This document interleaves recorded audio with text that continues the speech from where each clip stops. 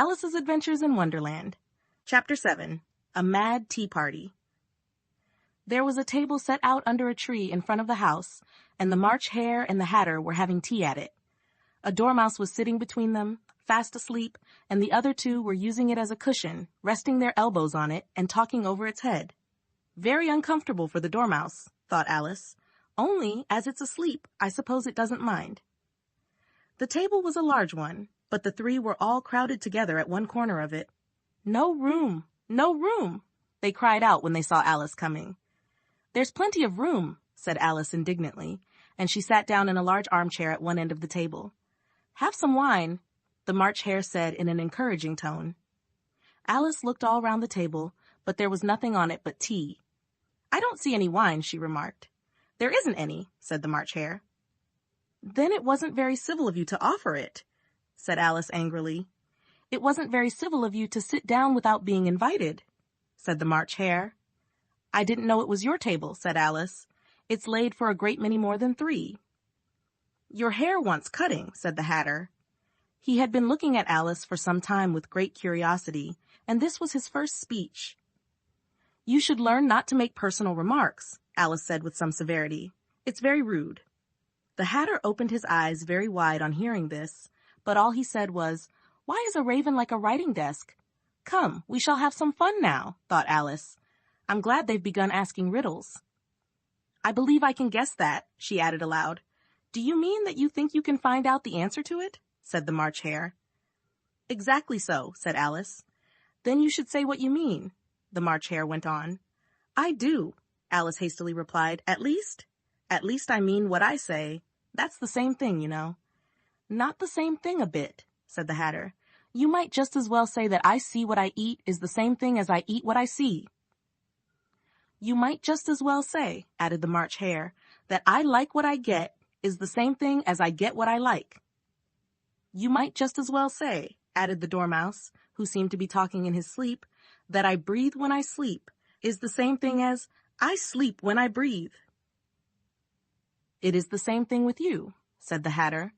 And here the conversation dropped, and the party sat silent for a minute, while Alice thought over all she could remember about ravens and writing desks, which wasn't much. The Hatter was the first to break the silence. "What day of the month is it?" he said, turning to Alice. He had taken his watch out of his pocket and was looking at it uneasily, shaking it every now and then, and holding it to his ear. Alice considered a little, and then said, "The 4th. 2 days wrong," sighed the Hatter. "I told you butter wouldn't suit the works," he added, looking angrily at the March Hare. "It was the best butter," the March Hare meekly replied. "Yes, but some crumbs must have got in as well," the Hatter grumbled. "You shouldn't have put it in with the bread knife." The March Hare took the watch and looked at it gloomily. Then he dipped it into his cup of tea and looked at it again. But he could think of nothing better to say than his first remark. "It was the best butter, you know." Alice had been looking over his shoulder with some curiosity. "What a funny watch," she remarked. "It tells the day of the month and doesn't tell what o'clock it is." "Why should it?" muttered the Hatter. "Does your watch tell you what year it is?" "Of course not," Alice replied very readily, "but that's because it stays the same year for such a long time together." "Which is just the case with mine," said the Hatter. Alice felt dreadfully puzzled. The Hatter's remark seemed to have no sort of meaning in it, and yet it was certainly English. "I don't quite understand you," she said, as politely as she could. "The Dormouse is asleep again," said the Hatter, and he poured a little hot tea upon its nose.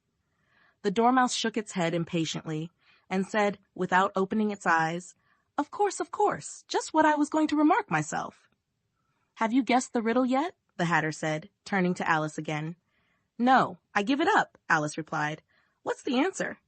"I haven't the slightest idea," said the Hatter. "Nor I," said the March Hare. Alice sighed wearily. "I think you might do something better with the time," she said, "than waste it in asking riddles that have no answers." "If you knew time as well as I do," said the Hatter, "you wouldn't talk about wasting it. It's him." "I don't know what you mean, though," said Alice. "Of course you don't," the Hatter said, tossing his head contemptuously. "I dare say you never even spoke to time." "Perhaps not," Alice cautiously replied, "but I know I have to beat time when I learn music." "Ah, that accounts for it," said the Hatter. "He won't stand beating. Now, if you only kept on good terms with him, he'd do almost anything you liked with the clock. For instance, suppose it were 9 o'clock in the morning, just time to begin lessons. You'd only have to whisper a hint to time, and round goes the clock in a twinkling. 1:30, time for dinner. I only wish it was," the March Hare said to itself in a whisper. "That would be grand, certainly," said Alice thoughtfully. "But then, I shouldn't be hungry for it, you know." "Not at first, perhaps," said the Hatter, "but you could keep it to 1:30 as long as you liked." "Is that the way you manage?" Alice asked. The Hatter shook his head mournfully. "Not I," he replied. "We quarreled last March, just before he went mad, you know," pointing with his teaspoon at the March Hare. "It was at the great concert given by the Queen of Hearts, and I had to sing 'Twinkle, Twinkle, Little Bat.' How I wonder what you're at." "You know the song, perhaps?" "I've heard something like it," said Alice. "It goes on, you know," the Hatter continued, in this way. "Up above the world you fly, like a tea tray in the sky. Twinkle, twinkle." Here the Dormouse shook itself and began singing in its sleep, "Twinkle, twinkle, twinkle, twinkle," and went on so long that they had to pinch it to make it stop. "Well, I'd hardly finished the first verse," said the Hatter, when the Queen jumped up and bawled out, "He's murdering the time! Off with his head!" "How dreadfully savage!" exclaimed Alice. "And ever since that," the Hatter went on in a mournful tone, "he won't do a thing I ask. It's always 6 o'clock now." A bright idea came into Alice's head. "Is that the reason so many tea things are put out here?" she asked. "Yes, that's it," said the Hatter with a sigh. "It's always tea time, and we've no time to wash the things between whiles." "Then you keep moving round, I suppose?" said Alice. "Exactly so," said the Hatter, "as the things get used up." "But what happens when you come to the beginning again?" Alice ventured to ask. "Suppose we change the subject," the March Hare interrupted, yawning. "I'm getting tired of this. I vote the young lady tells us a story." "I'm afraid I don't know one," said Alice, rather alarmed at the proposal. "Then the Dormouse shall," they both cried. "Wake up, Dormouse," and they pinched it on both sides at once. The Dormouse slowly opened his eyes. "I wasn't asleep," he said in a hoarse, feeble voice. "I heard every word you fellows were saying." "Tell us a story," said the March Hare. "Yes, please do," pleaded Alice. "And be quick about it," added the Hatter, "or you'll be asleep again before it's done." "Once upon a time there were 3 little sisters," the Dormouse began in a great hurry, "and their names were Elsie, Lacie, and Tilly, and they lived at the bottom of a well." "What did they live on?" said Alice, who always took a great interest in questions of eating and drinking. "They lived on treacle," said the Dormouse, after thinking a minute or two. "They couldn't have done that, you know," Alice gently remarked. "They'd have been ill." "So they were," said the Dormouse, "very ill." Alice tried to fancy to herself what such an extraordinary way of living would be like, but it puzzled her too much, so she went on. "But why did they live at the bottom of a well?" "Take some more tea," the March Hare said to Alice, very earnestly. "I've had nothing yet," Alice replied in an offended tone, "so I can't take more." "You mean you can't take less," said the Hatter. "It's very easy to take more than nothing." "Nobody asked your opinion," said Alice. "Who's making personal remarks now?" the Hatter asked triumphantly. Alice did not quite know what to say to this, so she helped herself to some tea and bread and butter, and then turned to the Dormouse and repeated her question. "Why did they live at the bottom of a well?" The Dormouse again took a minute or two to think about it, and then said, "It was a treacle well." "There's no such thing." Alice was beginning very angrily, but the Hatter and the March Hare went, "Shh!" and the Dormouse sulkily remarked, "If you can't be civil, you'd better finish the story for yourself." "No, please go on," Alice said very humbly. "I won't interrupt again. I dare say there may be one." "One indeed," said the Dormouse indignantly. However, he consented to go on. "And so these 3 little sisters, they were learning to draw, you know." "What did they draw?" said Alice, quite forgetting her promise. "Treacle," said the Dormouse, without considering at all this time. "I want a clean cup," interrupted the Hatter. "Let's all move one place on." He moved on as he spoke, and the Dormouse followed him. The March Hare moved into the Dormouse's place, and Alice rather unwillingly took the place of the March Hare. The Hatter was the only one who got any advantage from the change, and Alice was a good deal worse off than before, as the March Hare had just upset the milk jug into his plate. Alice did not wish to offend the Dormouse again, so she began very cautiously, "But I don't understand. Where did they draw the treacle from?" "You can draw water out of a water well," said the Hatter, "so I should think you could draw treacle out of a treacle well. Stupid?"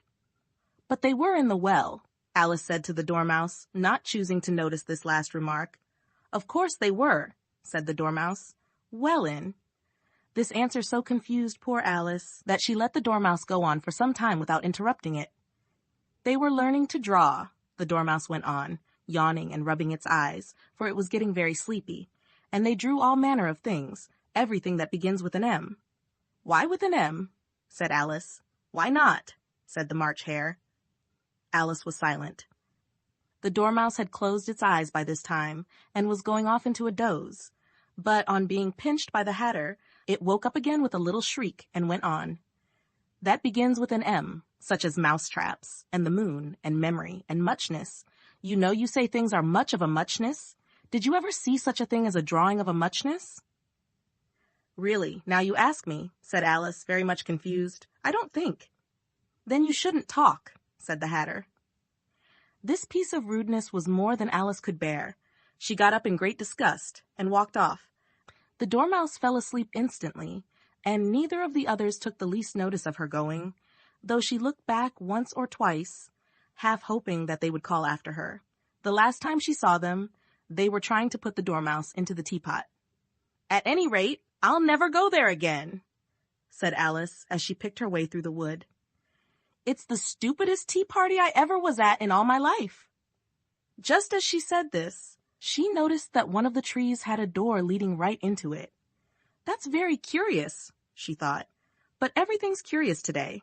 I think I may as well go in at once." And in she went. Once more she found herself in the long hall and close to the little glass table. "Now I'll manage better this time," she said to herself, and began by taking the little golden key and unlocking the door that led into the garden. Then she went to work nibbling at the mushroom. She had kept a piece of it in her pocket, till she was about a foot high. Then she walked down the little passage, and then she found herself at last in the beautiful garden, among the bright flower beds and the cool fountains.